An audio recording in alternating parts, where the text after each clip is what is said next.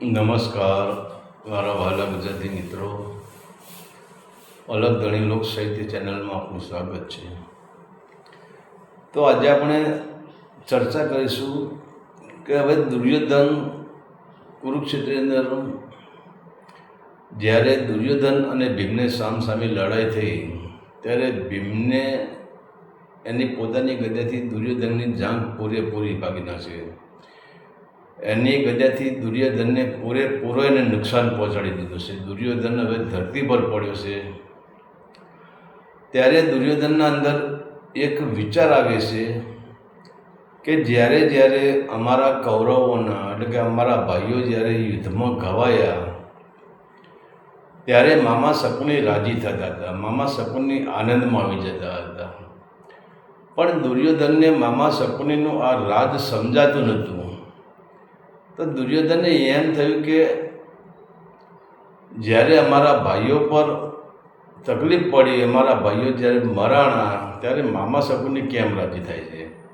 અને ખરેખર જો મેં મામા હોવા છતાં મેં મિત્ર સમાન મેં માન્યા હોય, મેં ભાઈ સમાન માન્યા હોય, જેની પ્રેરણા મેં લીધી હોય અને જેના કહેવા પ્રમાણે મેં કાર્ય કર્યું હોય, તો પછી મામા શકુનીએ અમારા કૌરવ કુળનું નિકંદન કેમ ઘડી નાખ્યું? તો આનો પ્રશ્ન દુર્યોધનના અંદર ગૂંચવી રહ્યો છે. તો પછી દુર્યોધન વિચારતો પર હવે એક બાજુ જે આ કુરુક્ષેત્રનું યુદ્ધ સામાન્ય નહોતું. હવે દુર્યોધનના પોતાનો એક જે ડાબો પગ તો જતો જ રહ્યો છે, પોતે છેલ્લે શ્વાસ નાખી રહ્યો છે. એમ છતાં પણ એને એવું થયું કે હું ભીષ્મ પિતાને આની રજૂઆત કરું, ભીષ્મ પિતા પાસે સાચું કારણ જાણી લઉં કે મામા શકુનીએ અમે એવો શું ગુનો કર્યો તે મામા શકુનીએ સાથમાં રહીને અમારું નિકંદન કાઢી નાખ્યું, અમને મારી નખાવ્યા અને આ યુદ્ધ મામા શકુનીના કહેવાથી જ યુદ્ધ થયું છે. તો એવું તો મામા શકુનીએ અમારી સાથે શું છળકપટ કર્યું છે? અમે એમનું શું બગાડ્યું છે?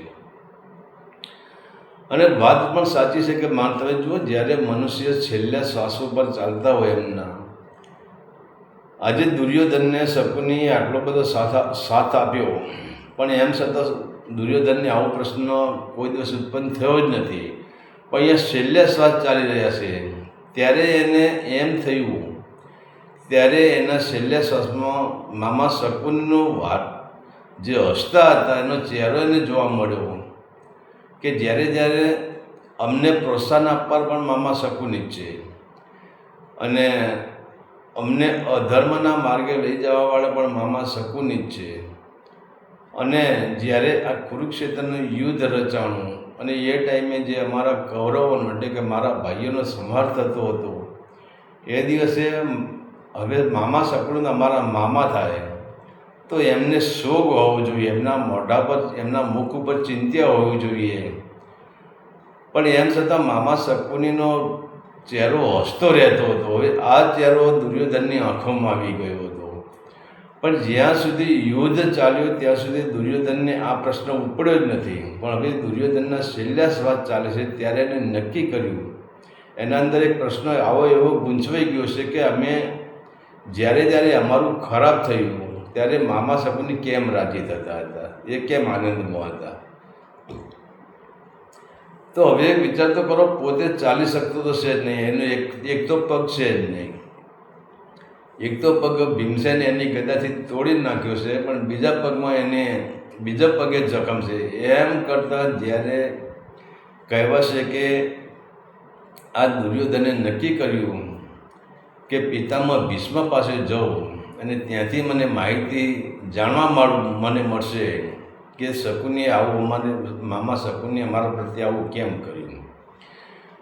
હવે ત્યારે વિચાર તો કરો, કુરુક્ષેત્રની અંદર ચાલવાની જગ્યા જ નથી. હવે એ દુર્યોધન પોતે એક લાશ ઉપરથી બીજી લાશ ઉપર, એક ઘોડા ઉપરથી બીજા ઘોડા પર, અને ત્યાં તમે જુઓ ત્યાં ગીધના તો એટલા બધા દ્રશ્ય, એટલા બધા કુરુક્ષેત્રની અંદર ગીધ ફરતા હતા કે જાણે ગીધની કોઈ જાન આવી હોય, ગીધનો મોટો પ્રસંગ હોય, ગીધનો મોટો સમય હોય, જે આનંદ મહાન ભોજનનો સમારંભ રાખ્યો હોય, એટલા તો માંસ ખાવા માટે ત્યાં કુરુક્ષેત્રની અંદર ગીધડા ફરતા હતા.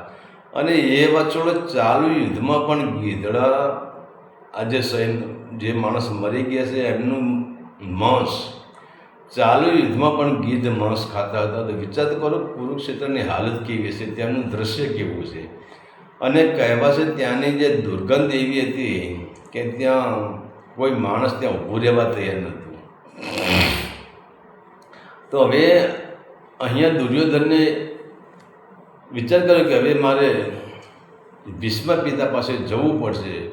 અને એવી હાલતમાં, લોહીથી લથપથ હાલતમાં, આમે દુર્યોધન શક્તિશાળી તો હતો જ, વીર યોદ્ધો તો હતો જ, પણ એના લક્ષણો ખરાબ હતા.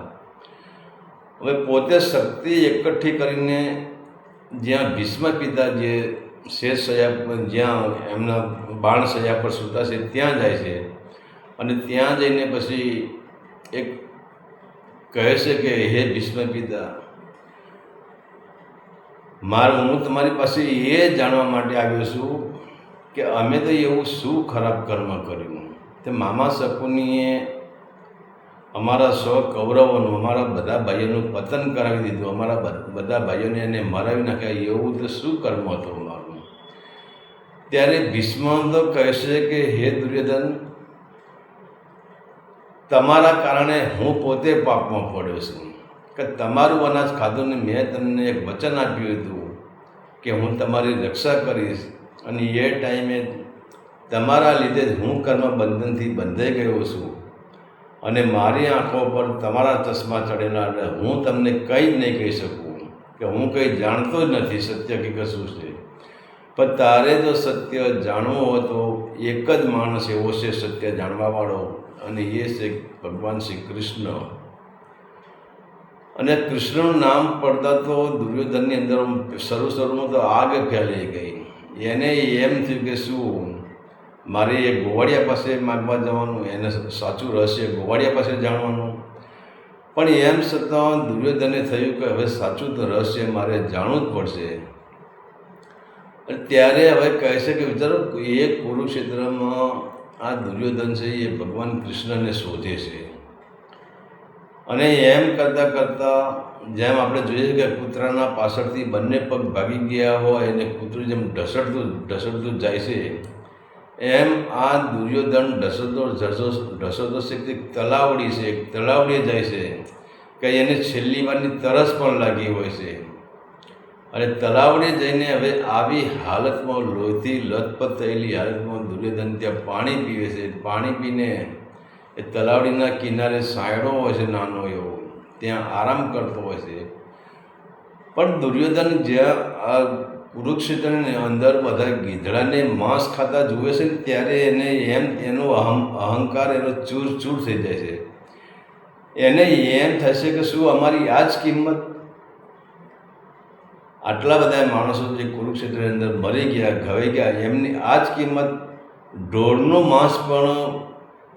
માંસ ગીધ ખાય છે, તો શું અમે મનુષ્ય નહીં, અમે ઢોર છીએ? આ બધા શું મરી ગયા, બધા ઢોર મરી ગયા છે, જાનવર મરી ગયા છે, પશુઓ મરી ગયા છે, તો આમનું માંસ આ ગીધ ખાઈ રહ્યા છે. અને આ જે ગીધ ખાતા માંસ જ્યારે આ દુર્યોધન જુએ છે ત્યારે એની આંખો ફાટી જાય છે કે આ બધું શું થઈ ગયું. પણ આ બધું એને સમજાય છે, પણ છેલ્લે સમજાય છે. તેમ આપણે પણ જીવનમાં એ જ જોવાનું છે. આપણી અંદર પણ દુર્યોધનમાં અહંકાર હતો, એમ આપણા અંદર પણ અહંકાર પડ્યો જ છે. તો પણ આપણે દુર્યોધનને છેલ્લે સમજાય તો આપણે અત્યારે સમજી લેવાનું છે કે જો એક દુર્યોધનના અહંકારે આટલું કરી નાખ્યું તો આપણો અહંકાર આપણને ક્યાં લઈ જશે. ત્યારે પછી કહેવાય છે કે એ દુર્યોધન મનોમન ભગવાન કૃષ્ણને યાદ કરે છે અને કહે હે મધુસૂદન, ભલે મેં તમારો વિરોધ કર્યો પણ તમે મારા પ્રશ્નનો જવાબ આપવા તમારે મારી પાસે આપવું પડશે. અને કહેવાય છે કે ત્યાં જ ભગવાન શ્રી કૃષ્ણ પ્રગટ થાય છે અને દુર્યોધનને કહે છે કે દુર્યોધન, તારો કયો પ્રશ્ન છે બોલ. ત્યારે દુર્યોધને ભગવાન કૃષ્ણને કહે છે કે અમે તો એવું શું ખરાબ કર્મ કર્યું, અમારા એવા કર્મ શું હતા, અમારા ભાગ્યમાં એવું શું લખાયેલું હતું કે અમારા મામા શકુની અમારા મામા હોવા છતાં પણ એને અમારા કુળનું નિકંદન કાઢી નાખ્યું, અમારા પરિવારને મારી નખાવ્યો એમને, અને અમારા કૌરવોનું નામ નિશાન ન હરવા દીધું. એવું તો શું કર્મ હતું અમારું? ત્યારે ભગવાન કૃષ્ણ કહે છે કે હે દુર્યોધન, તારે સાંભળવું છે તો સત્ય તારે સાંભળવું છે? તો દુર્યોધન કે હા પ્રભુ, સત્ય મારે સાંભળવું છે. હજુ વિચાર કરો, છેલ્લે સત્ય ભગવાનને સાનિધ્યમાં દુર્યોધન ઊભો છે, પણ હજુ એના અંદર અહંકાર નથી. હજુ કહે છે કે તમે મને કહી દો શું છે, તો હું મામાને આમ કરી નાખું, તેમ કરી નાખું. તો કૃષ્ણ મુસ્કુરાય છે, કૃષ્ણ હસે છે. હવે તારે ચાલવાની હિંમત નથી, તું છેલ્લે શ્વાસ લઈ રહ્યો છે, હજુ તારા અંદરથી અહંકાર જતો નથી. અને શકુનીએ પણ મરણ પથારી રહેશે. ત્યારે ભગવાન કૃષ્ણએ કહ્યું કે દુર્યોધન સાંભળ, તારે કહાની જ જાણવી છે ને? ત્યારે ભગવાન કૃષ્ણ કહે છે કે જ્યારે તારી માતા ગાંધારી, એ ગાંધાર નરેશની પુત્રી હતી, હવે ત્યારે જ્યારે તારી માતા ગાંધારીનો જન્મ થયો, એ ટાઈમે તારા દાદા એટલે કે ગાંધાર નરેશ જે હતા એમને એક જોશીડા તેડાવ્યા, એના જોશ જોડાવ્યા, એના જન્માક્ષર કઢાવ્યા, એની જન્મકુંડળી કઢાવી. ત્યારે એ જે જોશી હતા, જે વિદ્વાનો હતા, જે પંડિતો હતા, જે બ્રાહ્મણો હતા, એમને જ્યોતિષમાં એક જ વસ્તુ આવી કે પહેલાં જે તમારી આ પુત્રી ગાંધારી છે, જેની સાથે પહેલાં લગ્ન થશે અને એના લગ્ન થશે પછી એનો જે પતિ છે એ અલ્પાયુ હશે, એટલે લગ્ન થયા પછી તરત જ થોડા ટાઈમમાં એ મરી જશે, એક જ દિવસની અંદર એ મરી જશે. અને પછી એના બીજા લગ્ન થશે, પછી એના પતિને કંઈ વાંધો નહીં આવે. હવે ત્યારે પછી આ જે વાત છે એ તારા દાદાએ એટલે કે ગાંધાર નરેશે મગજમાં રાખી.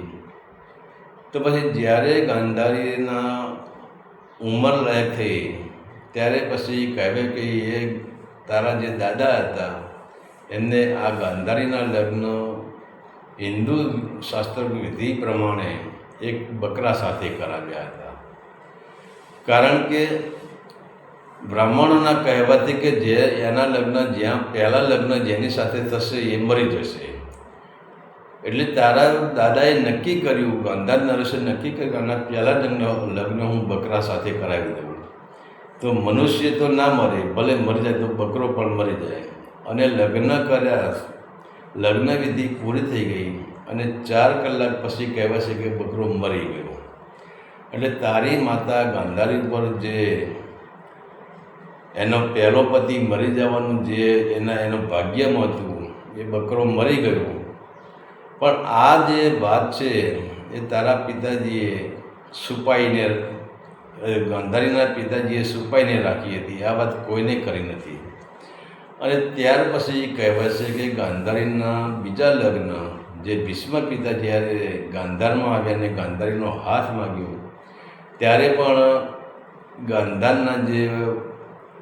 ગાંધારીના પિતા હતા એ કહેતા હતા કે ભાઈ આ ગાંધારીના તમારે જો લગ્ન કરવા હોય તો પાંડુ સાથે કરાવો, પણ ભીષ્મ તો આંધળો છે, ભીષ્મ સાથે અમે લગ્ન નહીં કરીએ.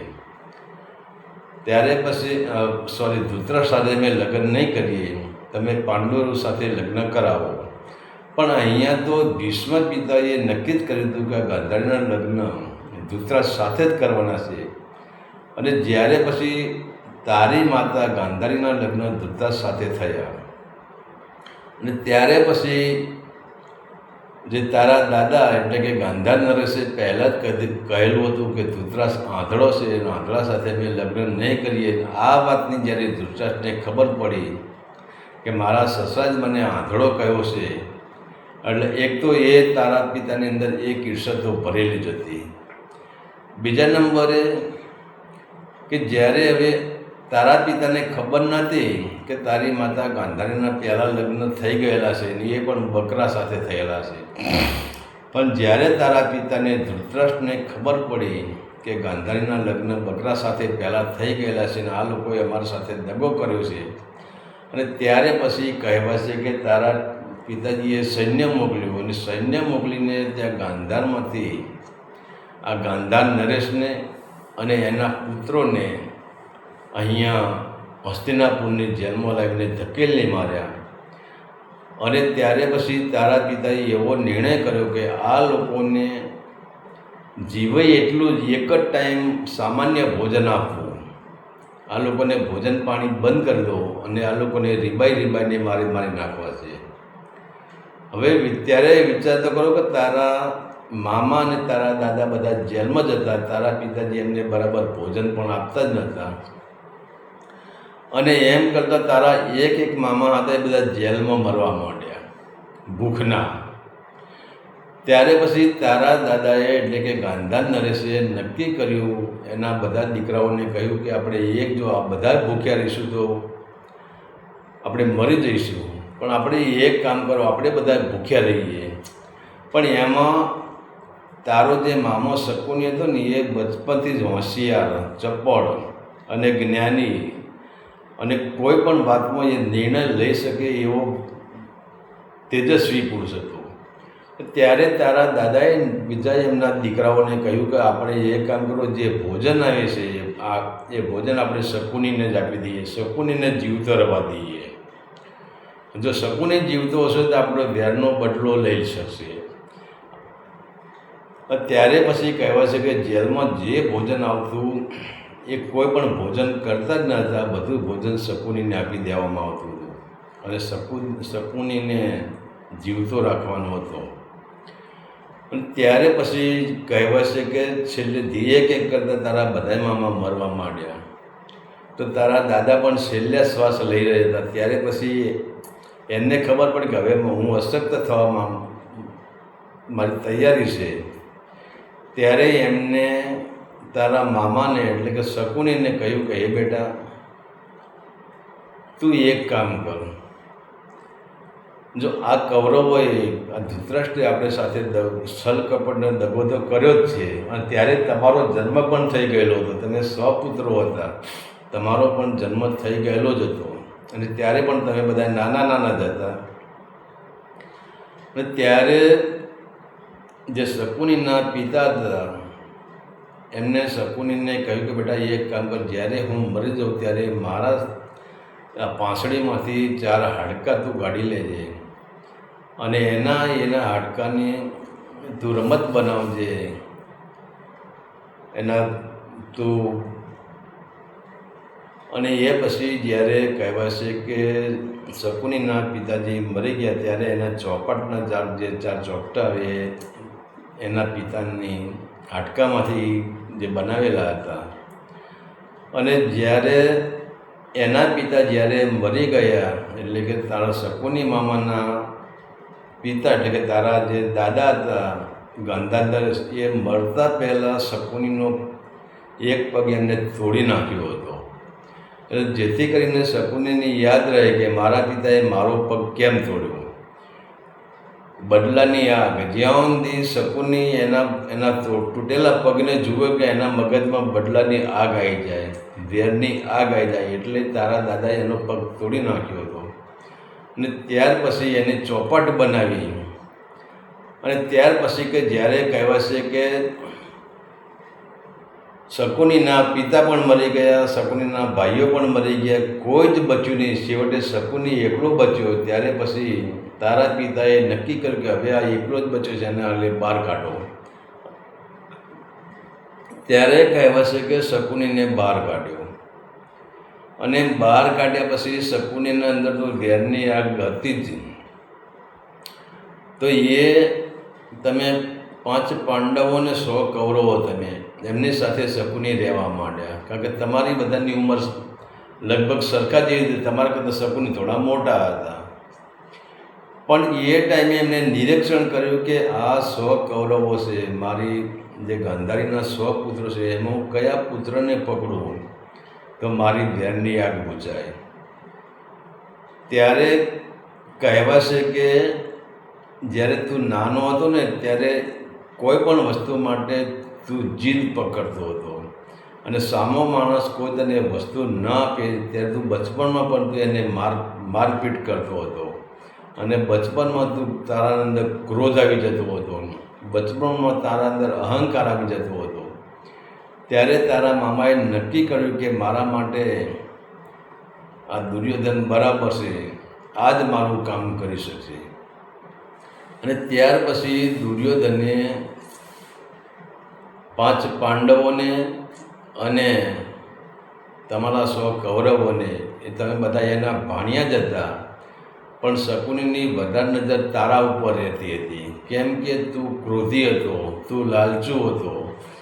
એટલે શકુનીએ નક્કી કર્યું કે હવે આ છોડ નાનો છે, પણ જો આના અંદર હું ઝેર રેડું અને આ છોડનું જો હું મોટો કરું, જેમ આપણે જોઈએ કે બીજ નાનું હોય છે, પણ એ બીજને તમે પોષણ મળે તો એક સમય એવો હોય છે કે એ બીજ વિરાટ વૃક્ષ બની જાય છે. ત્યારે શકુનીએ નક્કી કર્યું કે આ દુર્યોધન રૂપી જે બીજ પડ્યું છે આના અંદર હું ઝેરનું પોષણ રેડું.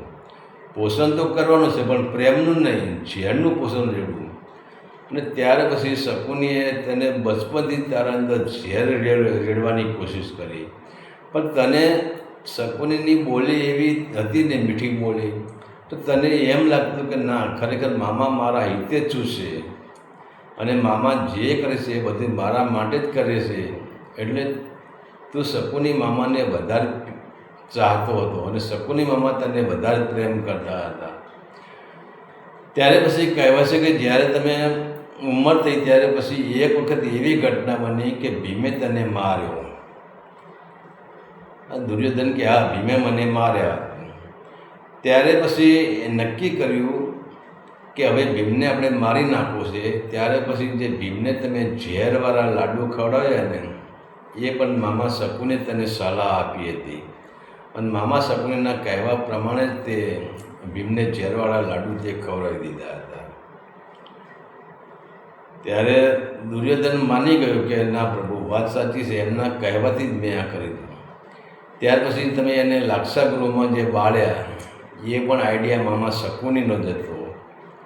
કેમ કે મામા શકુનીએ એના પિતાને વચન આપ્યું હતું કે હું ધાર્મિક હોવા છતાં અધાર્મિક બનીશ, પણ હું આ જે અધર્મીઓ છે, હું ધાર્મિક તો છું જ, પણ હું અધર્મનો પસેડો ઓઢી લઈશ. અંદરથી હું ધાર્મિક હઈશ, પણ બહારથી હું અધાર્મિક બની જઈશ અને આ અધર્મીઓનો હું નાશ કરાવીશ. કે જેને મારા પિતાને સજા આપી છે, જેને મારા ભાઈઓને મૃત્યુદંડ આપ્યો છે, એનો હું બદલો ચોક્કસ લઈ. અને ત્યાર પછી લાક્ષાગૃહમાં જે પાંડવોને માતા કુંતાને બાળવામાં આવે ત્યારે પણ તારો હાથ હતો, ત્યારે શકુનીનો જ એમાં હાથ હતો. અને ત્યાર પછી કહેવાય છે કે જ્યારે ઇન્દ્રપ્રસ્થ જ્યારે બાંધ્યું, એક બાંજર જમીન જ્યારે આ 5 પાંડવોને આપી, એનામાં ઇન્દ્રપ્રસ્થ બાંધ્યું. અને ત્યાર પછી જે જુટ્ટુ રમ્યા, એ જુટ્ટુ રમવામાં પણ પૂરેપૂરી બાજી એ શકુની જતી હતી. અને શકુની તને પ્રોત્સાહન આપ્યું, શકુની તને તારા મગજમાં એવો આઈડિયા દોડાયો કે આપણે જુટ્ટુ રમો અને ધર્મરાજાને આપણે પહેલાં વચનથી બાંધી દો. તો શકુનીના કહેવાથી જ તે ધર્મરાજા સાથે તું જુટ્ટુ રમ્યો. અને ત્યારે પછી શકુનીના કહેવાથી જ જે દ્રૌપદીના ચીરહરણ થયા, એ શકુની તારા કાનમાં ઝેર રેડ્યું હતું. અને પણ તું પણ એના ઝેરમાં એટલો આંધળો થઈ ગયો હતો, તું પણ એ ભૂલી ગયો, તું ધર્મને ભૂલી ગયો હતો કે આ દ્રૌપદી એ હસ્તિનાપુરની એની પત્ની છે, મારા ભાઈઓની પત્ની છે, અને પત્ની એટલે મા સમાન ગણાય, એની સાથે આવું કર્મ ના કરવું જોઈએ. તું પણ શકુનીના શબ્દોથી તું વાંધળો થઈ ગયો, દોષિત તો તું પણ છે. ભલે એને ઝેર રેડ્યું, પણ તારે વિચાર કરવો જોઈતો હતો ને. અને બીજા નંબરે છેલ્લે કે જ્યારે હું હસ્તિનાપુરમાં હું આવ્યો અને મેં કહ્યું 5 ગામ મેં માગ્યા, તો પણ શકુનીએ તારા કાનમાં ઝેર રેડ્યું હતું કે 5 ગામ નહીં 100 જેટલી જમીન પણ નહીં મળે એ ઝેર શકુનીએ તમારા કાનમાં રેડેલું જ હતું. અને આ બધા કારણોસર હવે આનું રહસ્ય શું હતું કે જ્યારે શકુનીના જે પિતા હતા ગાંધાર નરેશ, એમને તું વિચારતો કર, હે દુર્યોધન તું વિચારતો કર, એના પુત્રો તારા પિતાજીના કારણે જેલમાં તરફડીને ભૂખના કારણે મરી ગયા છે. તારા પિતાજી એમને પાણી પાતા નહોતા. તારા પિતાજીની વાત છોડ, હસ્તિનાપુરમાં જેટલા રાજકારણીઓ હતા એમાં ધૃતરાષ્ટ્ર, ભીષ્મ પિતા પણ આવી જાય, દ્રોણાચાર્ય આવી જાય, અને કૃપાચાર્ય બધા એમાં આવી જાય. એ બધાને ખબર હોવા છતાં બધા નિર્દય હૃદયના થઈ ગયા હતા. અને એ બધાએ તારા મામાના કુળનો નાશ કરવાવાળા આ બધા મળેલા જ હતા. તો હવે તારા જે બીજા મામા મરી ગયા, શકુનીના ભાઈ મરી ગયા, એ જેલમાં તરફડીને મરી ગયા. અને જેની લાશો જેલમાં ગંધાતી હતી, જેને અગ્નિદાહ પણ આપ્યો નહોતો, અને એવી ગંધવાળી જગ્યામાં તારા જે મામાઓને રહેવું પડ્યું. તારી જે મા છે ગાંધારી, એના પિતાને પણ ત્યાં રહેવું પડ્યું. તો એ લોકોને કેટલું દુઃખ થયું છે. અને તમારા બધાને આનંદ આવતો હતો. ત્યારે છેલ્લે જ્યારે શકુનીના પિતાજી હતા જે ગાંધાર નરેશ, એમને કહ્યું કે બેટા હવે તું એક મને વચન આપ કે જેને મને તારા ભાઈઓને આ જેલની અંદર રીબાઈને માર્યા છે, અને આ અધર્મીઓ છે, આ ધર્મી નથી, તો તારે તું પોતે ધર્મ છે પણ તારે અધર્મનો પસેડો ઓઢી લેવાનો છે. તું બહારથી તું અધર્મી કહેવાઈશ અને અંદરથી તું ધર્મમાં માનવાવાળો છે. તો અંદરથી તારે ધર્મનો સાથ આપવાનો છે અને બહારથી તારે અધર્મનો સાથ આપવાનો છે. કહેવાનો મતલબ ત્યારે શકુનીએ નક્કી કર્યું કે પિતાજી મને હવે અધર્મ તો હું ઓઢી લઈશ, પણ મને એવી કોઈ રમત આપો કે જેથી હું અધર્મીઓને જીતી શકું.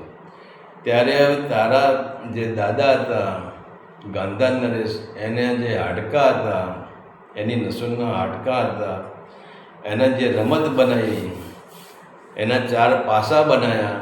એ પાસા શકુનીના ઈશારે ચાલતા હતા અને શકુનીને આ ઈશારાની જરૂર જ હતી.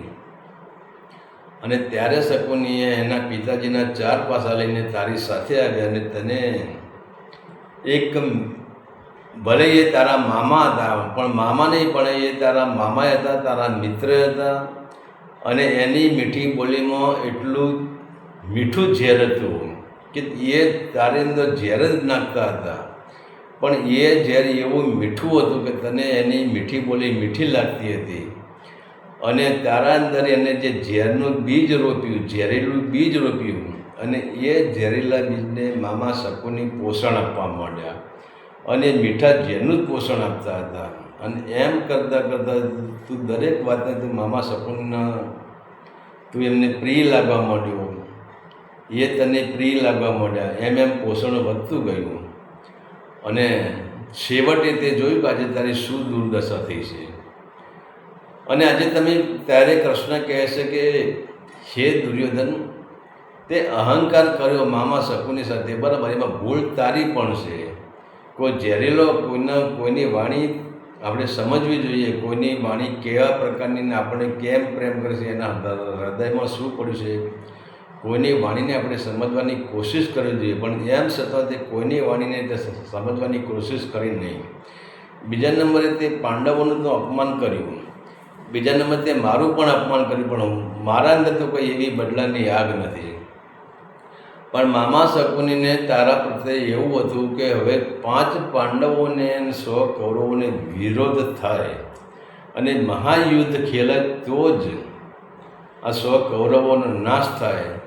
તો જ્યારે શકુની જેલમાંથી બહાર આવ્યા અને બહાર આવીને પછી ધીરે ધીરે એમને એક જ રસ્તો કર્યો કે કંઈ કહેતો આ પાંડવોને કૌરવોના અંદર વેર ઝેર થાય, અને વેર ઝેર થયા પછી એક મહાયુદ્ધ ખેલાય કે જે યુદ્ધ એવું હોય કે અધર્મીઓને નાશ કરવાવાળું યુદ્ધ હોય. અને જ્યારે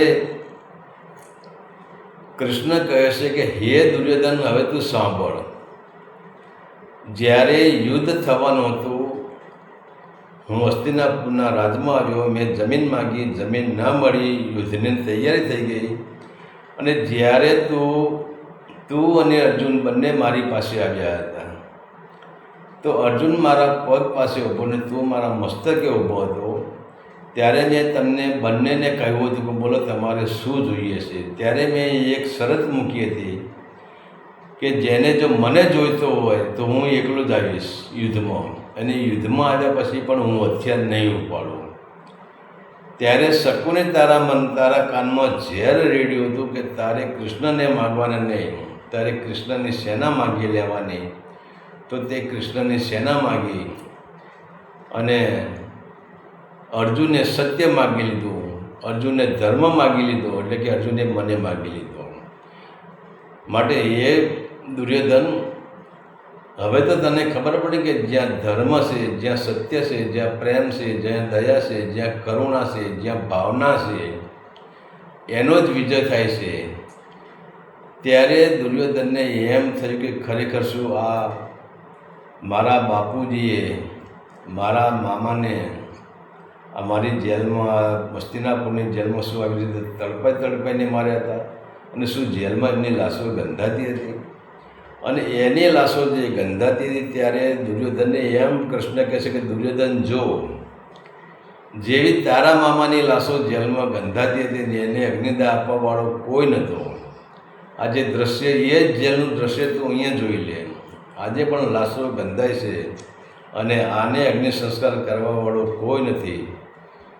ત્યારે દુર્યોધન કહે છે કે હે પ્રભુ, અને ખરેખર આટલું જ્યારે સાંભળતા દુર્યોધનનો અહંકાર ભસ્મીભૂત થઈ જાય છે, દુર્યોધનનો અહંકાર તૂટી જાય છે. પણ ત્યારે પછી દુર્યોધન કહે હે પ્રભુ, હવે મને કંઈ એવો રસ્તો માર્ગ બતાવો કે જે મેં જે પાપનું ઝાડ વાવ્યું છે, મેં ઝેરીલું ઝાડ વાવ્યું છે, એમાંથી મને બચાવવાની કોશિશ કરો. ત્યારે પછી કૃષ્ણ કહે છે કે જા દુર્યોધન, મારું વચન છે, હું સમય આવે હું તને આમાંથી બહાર કાઢી મૂકે. તો આ તે દુર્યોધનના અંદર છેલ્લી વેદના હતી કે દુર્યોધન, આપણે જો કે મૃત્યુ સમયે આપણે જીવનમાં જે કાર્ય કર્યા હોય એનું આખું પિક્ચર આપણી સાથે આવે, તો એ દુર્યોધનને શકુનીનો હસતો ચહેરો, તો દુર્યોધનને એમ લાગ્યું કે શકુનીના ભાણિયા મરી રહ્યા છે, એ યુદ્ધમાં ઘવાઈ રહ્યા છે, મરી રહ્યા છે. તો મામાને ચિંતા હોવી જોઈએ, મામાના મુખ ઉપર આનંદ કેમ છે? અને આ જ્યારે મામાના મુખ ઉપર જ્યારે દુર્યોધન આનંદ જોઈ ગયો, ત્યારથી એનો પ્રશ્ન હતો, પણ એ ભગવાન કૃષ્ણએ એના પ્રશ્નનું સોલ્યુશન કરાવી દીધું.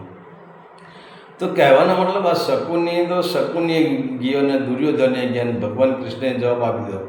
પણ હવે આપણે એવું નહીં માનવું કે શકુની નથી.